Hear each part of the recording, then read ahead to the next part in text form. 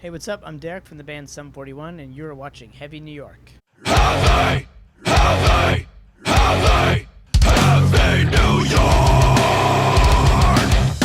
What's up, everybody? It's Alex from Heavy New York, invading Louisville, Kentucky for Louder Than Life, and we are here with Derek of Sum 41. Thank you for your time. Hey, how's it going? Yeah, it's so awesome to have you here. Order and Decline is your newest record.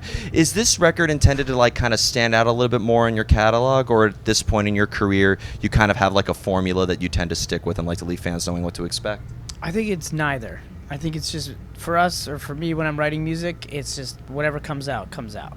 We just do music and, we don't really think about it too much. Okay. Does your source of inspiration happen spontaneously, or do you need to put yourself in a certain mode in order to get into songwriting mode? I think it usually just kind of comes. I think for me, whenever I'm writing for a record, I'll have this window of creativity, and then it kind of shuts, and then we go out on tour. It usually takes a year or two before I start feeling like I can write songs again. Okay. And then it just kind of creeps back in. Okay. So it happens when you least expect it, kind of? Yeah, pretty much. Yeah. Now, in terms of lyrical subject matter, does lyrical subject matter ever determine the music itself, or are lyrics kind of just secondary, you just need to have music before that's on top of there? Yeah, I wouldn't necessarily say lyrics are secondary to me, but they are the last thing that I do. They're not secondary in importance to me, but they are I usually leave them till the whole song's kind of there. Okay. Musically, melodically, Interesting.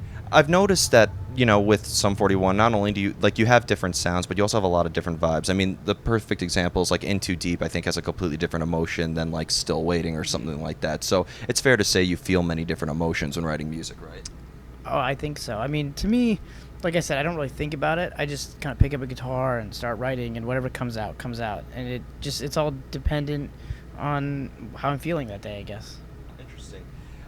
Do you leave music open to interpretation, or do you like fans to sort of see things from your point of view in a way and kind of engage them in a story?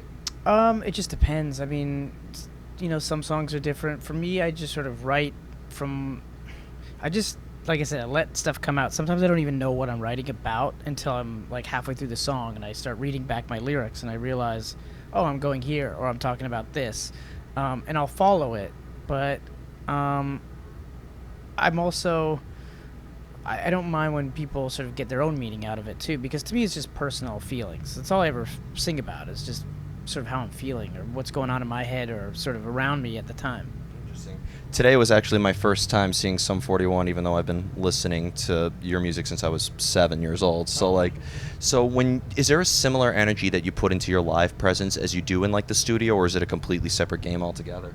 No, to me, actually, I try to have the same feeling in the studio that I do on stage. So I turn up a guitar through a Marshall pretty loud, and I just start playing when I'm in the studio or when I'm writing music. And if I stumble on some kind of riff or something like that, it makes me feel like I want to jump around or move around like I'm on stage. Then I feel like I've got something. So I sort of replicate that feeling in the studio to write songs. A lot of people have called you punk rock, not to pigeonhole you by any means, but you look at Sex Pistols and Ramones and compare that to you guys or Blink-182. That's considered punk, but very different. And it's a music, it's an attitude, it's a fashion, you name it. To you, what is punk rock? I never really cared about it. I like that kind of music, but I never really cared about what punk means. I like the music. Yeah, it's not, you don't focus really on the attitude or the imagery or anything. I mean, of course. I mean, I loved the Sex Pistols. That's what got me into that kind of music, and I loved their attitude. But it's not, to me, I don't look at it as that's a way of life and that's how I want to live my life. It's just, I can appreciate different things. Interesting. I have 2 more questions for you. We'll get the hardest one out of the way. That's my favorite question to ask every artist. How do you know when a song is done? For me, it's just sort of a feeling. If it just starts to hit you in a certain way and it just kind of feels I don't know, again, I always go with feeling. If it feels done to me, it is done. Yeah, there you go. And the final question I want to ask you is that I think Sum 41 has some of the most dedicated fans in music I've ever seen in my life. When you play New York City, I see people camping out in front of the venue. When you hear a fan say how they relate to your music or how your music has changed their life, does that change your perspective on who you are as an artist? I don't think it changes how I feel or anything. I think it because I just like I said, I always just write music and I'm just gonna let it happen the way it happens. But I'm always surprised that it means something to people when people tell me that, because I never expect that. But like I said, I think music means people get their own meaning out of music. Yeah. You know. Yeah, I've always thought that like a song, like you guys have such a positive, like In Too Deep, I think is one of like the most positive. Like I'm not sure what the meaning of the lyrics are, but like there's just such an uplifting attitude behind it. So. Yeah, I guess I don't know. I mean, maybe it's because I wrote it when I was about 18 or something like that, and it just has that vibe. I don't know. Yeah, there you go.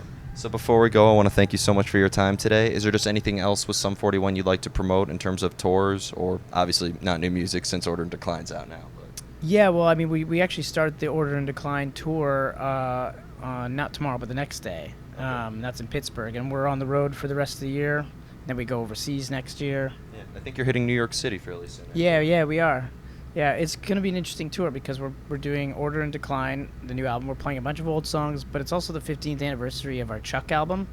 So we're combining all of that into one show on this tour. 3 albums back to back? Well, it won't be. We're doing our own sort of special way. I don't really like playing song to song like how it is on the record, so we mix stuff up, but we're playing all those songs, yeah. There you go. Well, thank you so much. Well, Everybody, we are here with Sum 41, Order and Decline. Pick that up if you haven't already. This is Alex from Heavy New York. We'll see you next time.